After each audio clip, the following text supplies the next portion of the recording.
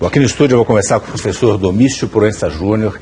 Ele é integrante do Instituto Internacional de Estudos Estratégicos e professor do Programa de Políticas Públicas, Estratégias e Desenvolvimento da Universidade Federal do Rio de Janeiro. Professor, boa noite. Eu queria entender exatamente em que momento deste pré-ataque nós estamos. Os Estados Unidos, através do vice e através do próprio presidente, já disseram que estão decididos a atacar, mas talvez depois da posição da Inglaterra, que consultou o parlamento, vão esperar uma resposta do Congresso. A ONU foi lá analisar o local do suposto ataque e veio com a conclusão, de acordo com o Kerry, de que teria sido usado gás sarin, mas esse resultado ainda não saiu. É esse contexto que nós estamos? A gente não deve se deixar levar pelos frições da última notícia de Washington. Esse é um momento importante, grave, que pode configurar o sistema internacional no resto das nossas vidas.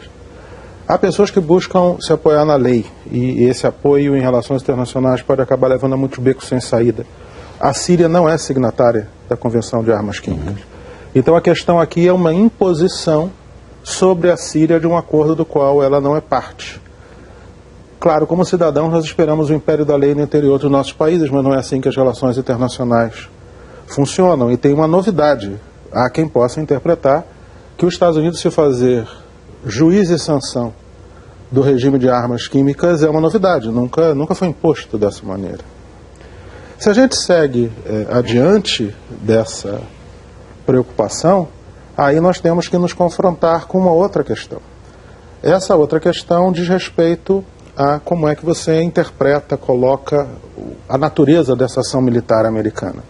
Há quem diga que isso é o presidente Obama tendo que fazer valer a sua fala de um ano atrás sobre a linha vermelha, que as armas químicas seriam um símbolo no momento em que os Estados Unidos reverteria a sua posição com relação ao conflito da Síria. Não é o que está acontecendo. Nós temos, ao contrário, uma situação em que essa ação militar, já que o presidente Obama descartou tropas americanas no terreno, já que o presidente Obama descartou intervir na guerra civil, já que o presidente Obama descartou derrubar o governo Assad, isto é uma punição, uma multa destruidora, por assim dizer. Uma multa por um mau comportamento de parte da Síria, que teoricamente faria com que a Síria e outros não fizessem mais isso. Agora, de que forma interessaria mais, vou até colocar assim, aos Estados Unidos e à comunidade internacional aplicar essa multa? Essa postura adotada pelos Estados Unidos é a que mais interessa ao país? Olha, essa é uma pergunta muito difícil. Tem uma dimensão doméstica de todos os relacionamentos do presidente Obama com o seu Congresso, e essa decisão extraordinária de submeter ao Congresso, uma decisão que outros presidentes sempre tomaram por si mesmos, a doutrina Clinton, a doutrina Bush. O que há de curioso e preocupante nessa questão é que uma aprovação do Congresso pode transformar essa autorização dos Estados Unidos de agir quando acha que deve na doutrina dos Estados Unidos e não apenas do presidente Barack. O que se pode fazer? Respondendo mais diretamente à sua pergunta. Uma pergunta assim, começando do solo, né? Estudos estratégicos têm muito disso, né? E aproveito para dizer, programa de engenharia de produção da Cópia FRJ, ou a minha assessoria de imprensa vai me criticar depois. Em que você mira? Olha que pergunta terrível. Se você não pode colocar tropas, se você não pode intervir para vencer a guerra, se você vai aplicar só uma multa não de pode, não interessa, né, também? Não pode, para mim, é que eu aceito a decisão do presidente. Eu não posso questionar a decisão do presidente. Você vai mirar em quê? Em que alvo você vai lançar mísseis? Bom, não precisa ser um especialista em estudos estratégicos para entender que você explodir um depósito de armas químicas talvez não seja a melhor ideia que você já teve. Então você vai mirar em outra coisa. Outra coisa, essas armas, o Tomahawk em particular, é muito precisa. Você pode mirar numa janela de um prédio. Então a questão passa a ser, que janela? De que prédio? Você pode resolver, como alguns têm proposto, que você vai causar uma multa em termos de armamentos caros, difíceis de substituir, coisas caras ao presidente Assad. Os helicópteros, os aviões, a artilharia, essas coisas são móveis. Essas coisas podem ser levadas de um lugar para outro. Elas podem ser levadas de um lugar para outro de hora em hora, que é o tempo que vai demorar para um míssil disparado num destroyer americano chegar na Síria. Há outras pessoas que defendem que você dispare contra algo que é realmente amado pelo presidente Assad. Por exemplo, o Palácio Presidencial. Presumivelmente, você avisa o presidente Assad que vai explodir o Palácio Presidencial para que ele não seja assassinado por engano, já que o presidente Obama não pretende derrubar o regime Assad. E aí começam todas as outras perguntas de defesa aérea e de escudos humanos. É muito difícil, porque a resposta principal hoje é que não é claro o que se espera que esse ataque faça, além de punir. Pois é, agora a forma como essa punição está sendo feita... Poderá vir a ser feita, quem sabe... Poderá vir a ser feito, quem sabe, sim. É o que nós estamos aguardando, inclusive, nesses 10 dias, até o Parlamento, não, até o Congresso americano resolveu alguma coisa. Agora, essa postura do presidente americano, de falar, eu decidi isso, porém vou aguardar o aval do Congresso. Talvez ele estivesse mais confortável se pudesse fazer como fez o Cameron, dizendo ao Parlamento não aprovou, então eu dou apoio logístico, mas estou fora dessa? O problema é que se os Estados Unidos não está dentro dessa, ninguém está.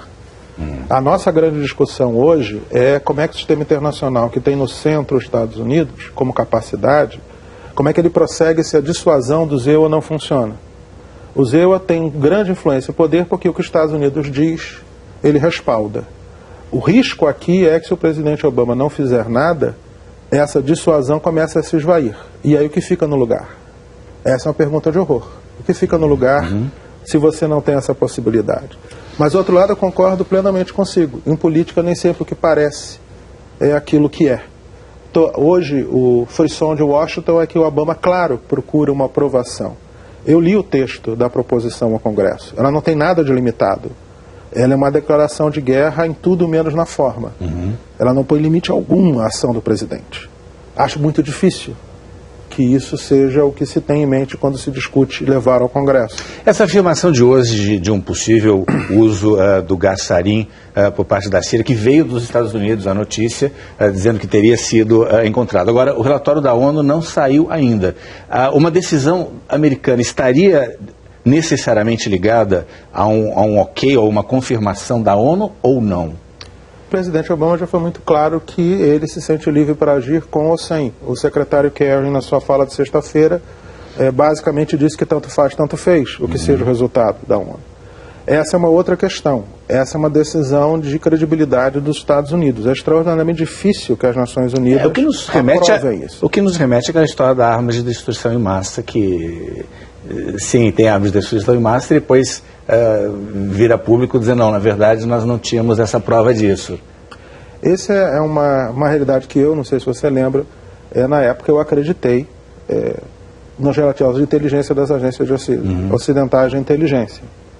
Eu acho que as pessoas não alcançam o que significa que esse tipo de equívoco deliberado, para sermos delicados com os termos, é inconcebível que esse seja um caso em que não haja evidências de algum tipo que os Estados Unidos de fato tenham. Se isso for diferente do que a realidade no terreno pode vir a revelar, a questão da Síria fica menor.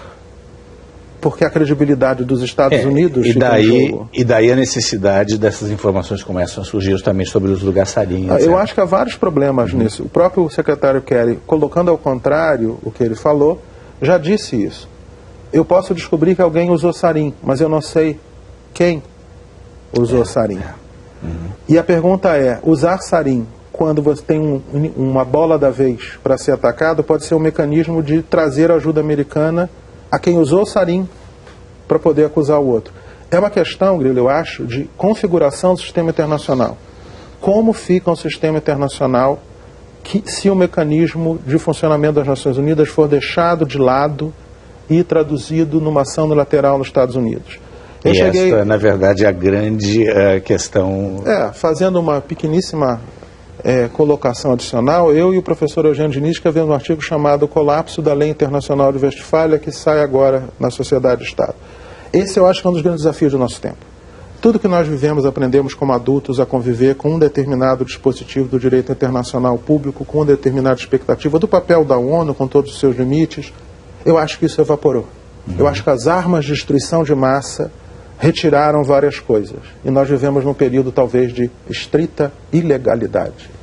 Professor, muito obrigado. Conversei com o professor Domício Proença Júnior. Muito obrigado pela participação aqui no Jornal da Globo News.